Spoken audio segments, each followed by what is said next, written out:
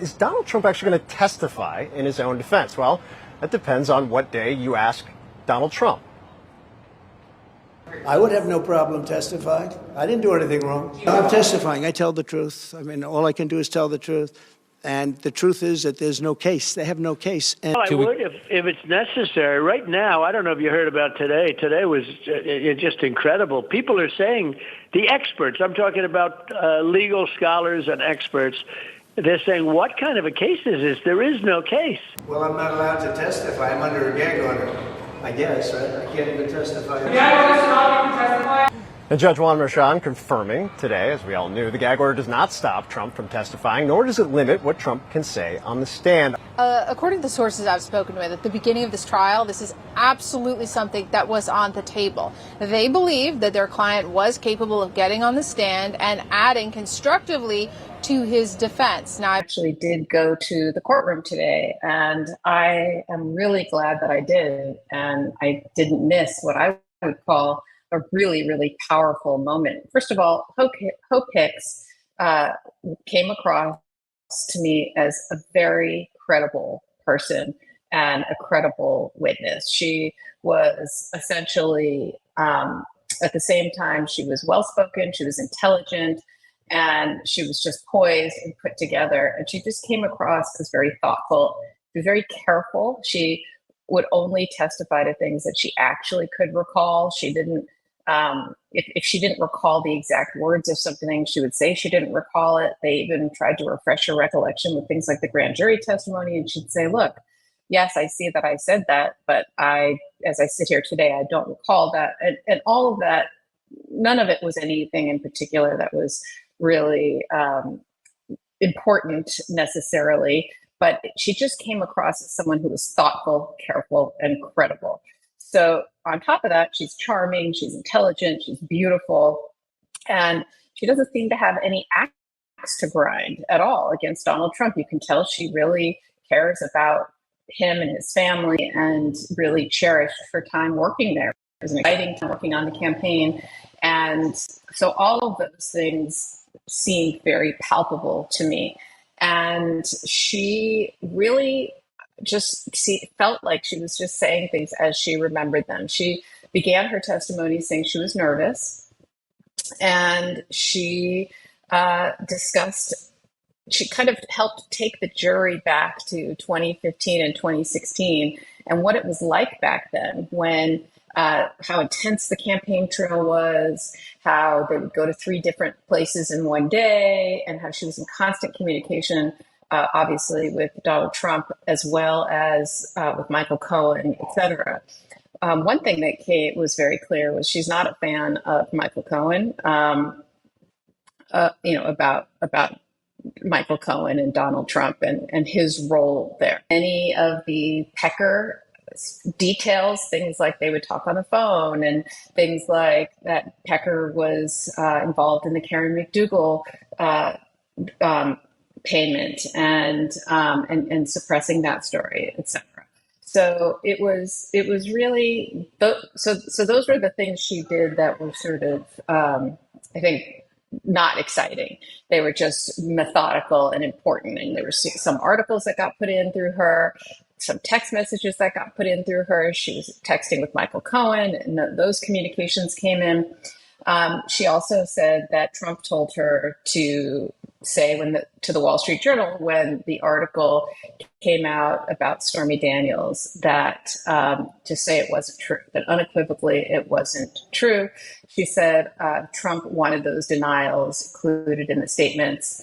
And so she very much made it that Trump was involved in the decision making around the Karen McDougal, Stormy Daniels stories around the time of the campaign. She also talked about how at the time that the Karen McDougal story was coming out around the campaign, that Trump was concerned about his family finding out. So she definitely gave the defense that nugget of information, right? That helpful information that that's his defense, that no, the reason I was doing all this had to do with my family, not that had to do with had to do, with anything else. But then at the very end of her testimony, she all of a sudden the prosecution started asking her about this. I'm trying to think of exactly what it was because it was so powerful. She basically said that later on, after he was already president, they had a conversation about the payment to Stormy Daniels. And what he said to her was, it's a good thing the story didn't come out before the election. And as she was saying it, it felt like a Perry Mason moment because she very much was saying, she very much was confirming what the prosecution theory was that the whole reason they suppressed that was because of the election. And at that moment, she started to cry and her voice cracked. And then the defense attorney, Emil Bove, got up and asked her a question like, confirm what your job is or something like that. And then she broke down crying. And as a defense attorney, she just basically gave the prosecution what they needed. Hey all, Glenn Kirshner here. So friends, it's not every day that a judge finds himself or herself in a position to expose a defendant who is in trial before that very judge, expose that defendant as a liar. But that's precisely what New York State Court Judge Juan Merchan just had to do to Donald Trump. So let's start here.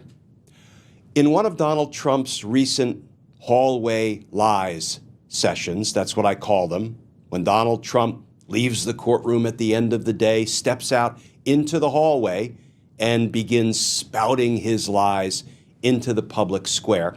In one of Trump's recent hallway lies sessions, here's what Donald Trump said. And friends, I'm going to spare you having to listen to his voice. I'm just going to read what he said. When a reporter asked him if he was going to testify, he said, quote, "Well, I'm not allowed to testify. I'm under a gag order, I guess. I can't even testify." Really, Donald? Well, here's the new reporting about that. This from The Hill. Headline, Judge in Trump's hush money case clarifies gag order doesn't prevent ex-president from testifying. And that article begins, the judge overseeing Donald Trump's hush money trial has clarified that the gag order pertaining to the former president doesn't prohibit him from testifying on his own behalf. Judge Juan Merchan started the trial day Friday by making that clarification, apparently responding to comments the Republican former president made after court the day before.